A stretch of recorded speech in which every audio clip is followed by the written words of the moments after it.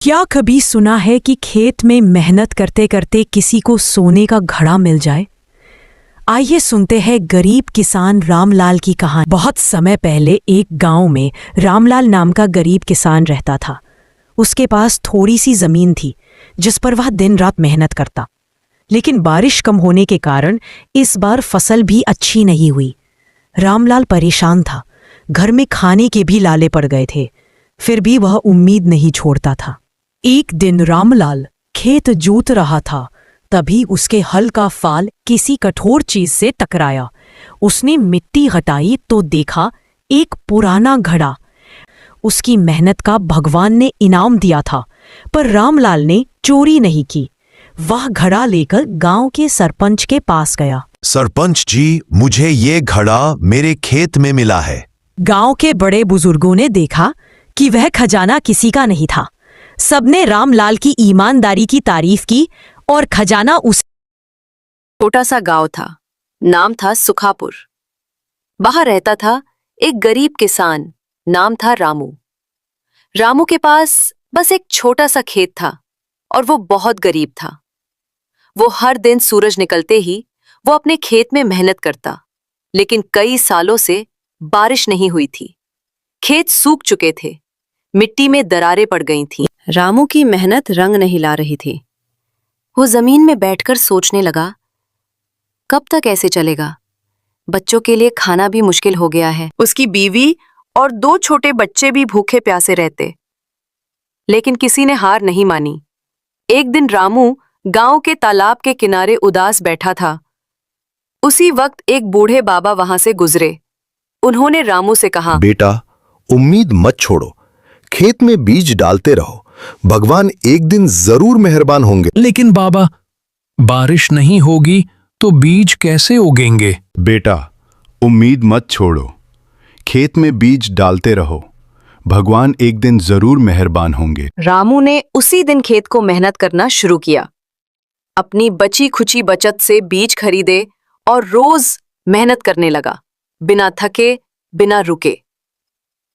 एक हफ्ता बीता, फिर एक दिन आसमान में काले बादल छा गए, बिजली चमकी और झमाझम बारिश शुरू हो गई। रामू दौड़ता हुआ खेत में गया। मिट्टी नाच रही थी, बीज अंकुरित हो गए थे। कुछ ही हफ्तों में रामू का खेत हरा भरा हो गया। गेहूं की बालियां झूमने लगीं। रामू ने पहली बार इतना अनाज उगाया कि गांव के बाकी लोगों को भी दान में देने लगा। गरीब था रामू, पर मेहनती और उम्मीद वाला। और एक दिन उसकी किस्मत खुद झुककर सलाम करने आई। अब रामू का घर खुशहाल था। गांव के बच्चे उसे रामू चाचा, भाग्य वाला किसान कहकर बुलाते थे। सीख, मुसीबत चाहे कितनी भी बड़ी हो, अगर मेहनत और भरोसा साथ हो तो किस्मत को झुकना ही पड़ता है। एक छोटे से गांव में रामलाल नाम का एक गरीब किसान रहता था। उसके पास थोड़ी सी जमीन थी जिस पर वो दिन रात मेहनत करता था। रामलाल अपने बूढ़े माँ पापा के साथ एक टूटी फूटी झोपड़ी में रहता था। रामलाल के पास ज्यादा पैसा नहीं था, लेकिन दिल बहुत बड़ा था। वो खेतों में पसीना बहाता ताकि उसके माँ पापा को कभी भूखा ना सोना पड़े। कई बार ऐसा होता कि उसके पास खाने के लिए सिर्फ 2 रोटी होती, तब वो खुद भूखा रहकर माँ पापा को खिला देता। एक रात माँ ने देखा कि रामलाल ने झूठ बोलकर खाना नहीं खाया और खुद भूखा सो गया। माँ की आंखों में आंसू आ गए। उन्होंने बेटे के सिर पर हाथ रखकर कहा, बेटा, तू इतना क्यों करता है हमारे लिए? हम तो आधी रोटी में भी खुश हैं। माँ, आप दोनों ने मुझे बचपन से पाला है। आज आप मेरे भरोसे हो तो मैं कैसे आपको तकलीफ दूं? आप और बाबूजी ही मेरी असली दौलत हो। रामलाल की ईमानदारी और मेहनत देखकर गांव वालों को भी उस पर तरस आया। गांव के लोग उसकी मदद को आगे आए। किसी ने अच्छे बीज दिए, किसी ने बैल और किसी ने दवाई के पैसे दे दिए।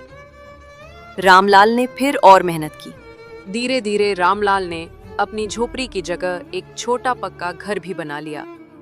उसके माँ पापा को अब ठंड और बरसात से डर नहीं लगता था। बहुत समय पहले की बात है। एक राज्य में राजा समरजीत राज करता था। वो चाहता था कि उसके राज्य के लोग मेहनती, जिम्मेदार और बुद्धिमान बने, लेकिन लोग आलसी होते जा रहे थे।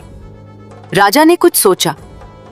एक सुबह उसने खुद अपने सैनिकों से राजमार्ग के बीचों बीच एक बड़ा पत्थर रखवा दिया।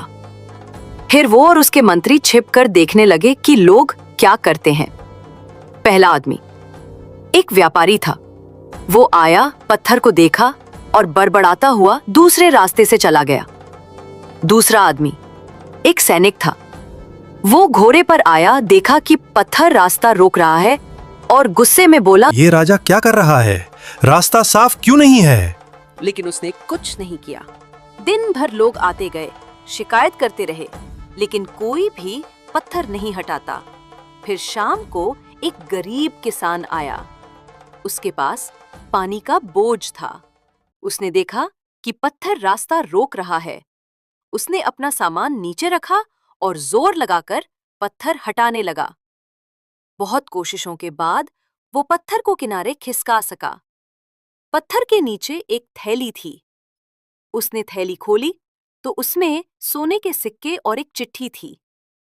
उस चिट्ठी में लिखा था, जो भी ये पत्थर हटाएगा वही इस इनाम का हकदार होगा, राजा समरजीत। किसान की आंखों में खुशी और हैरानी थी।